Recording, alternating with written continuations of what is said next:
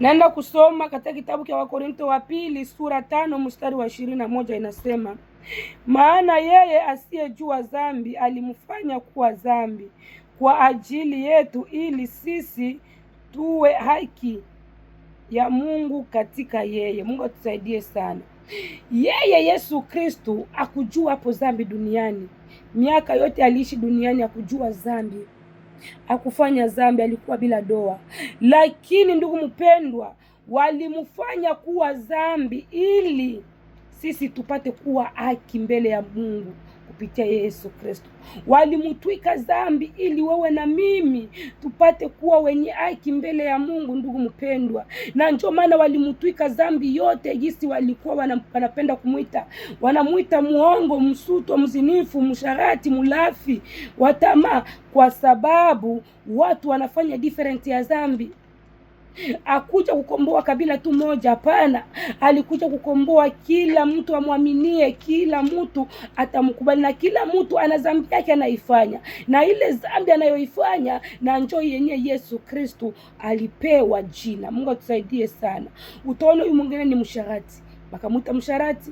Huyu mwingine ni muongo, wakamuita muongo. Mwingine ni mzinifu, wakamuita mzinifu. Mwingine, ile dhambi yote wakamfanya yeye kuwa mwenye dhambi ili wewe na mimi tukue haki mbele ya Mungu. Dhambi zako, dhambi zangu wakazichanga, wakamupa yeye ili wewe na mimi tutoke katika utumwa wa kumtumikia shetani. Mungu atusaidie sana ndugu mpendwa.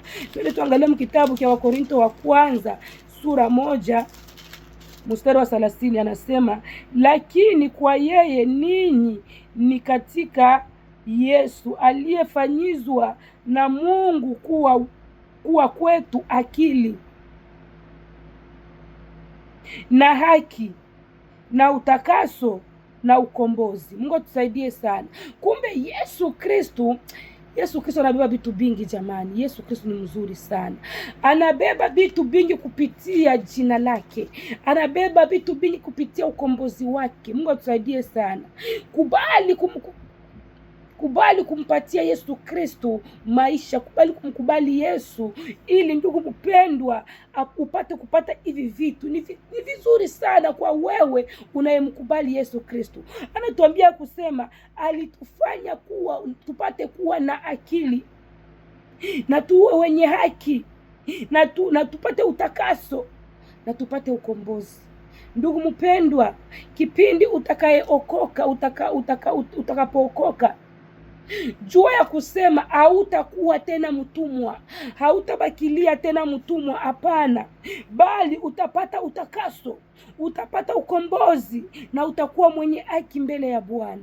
Na ile ukombozi wala dhambi ndugu mpendwa hautaipata kwenye hautaipata kupitia ile dhambi unayoifanya, itakupata kupitia wewe mwenye kuwa na hamu ya kumtafuta Yesu Kristo. Kubali kumtafuta Yesu Kristo, kubali kuwa na kiu ya kumtafuta Yesu Kristo ili ndugu mpendwa upate vitu hivi vine. Alikuja kwa ajili ya hivi vitu vine.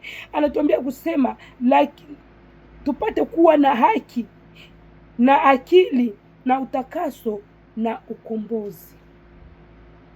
Ndugu mpendwa, tunafungwa sana muda mrefu. Tulifungwa muda mrefu na shetani, na mpaka leo anazidi kuendelea kufunga watu. Sasa Yesu Kristo alikuja kwa ajili ya ukombozi. Mungu akusaidie ndugu mpendwa upate kukombolewa kutoka kwa yale unayokuwa nayo, upate kuwa huru. Na ndio maana Biblia yangu inatuambia kusema mtajua ukweli na ukweli utamiweka huru.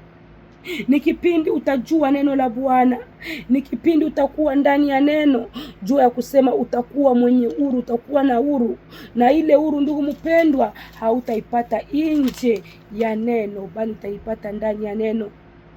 Kubali kuwa na kiu na hamu ya kumtafuta Yesu Kristo ili Yesu Kristo apate kukusogelea, ili Yesu Kristo apate kukupatia hivi vitu viine. Mungu akusaidie ndugu mpendwa, Mungu atusaidie sote.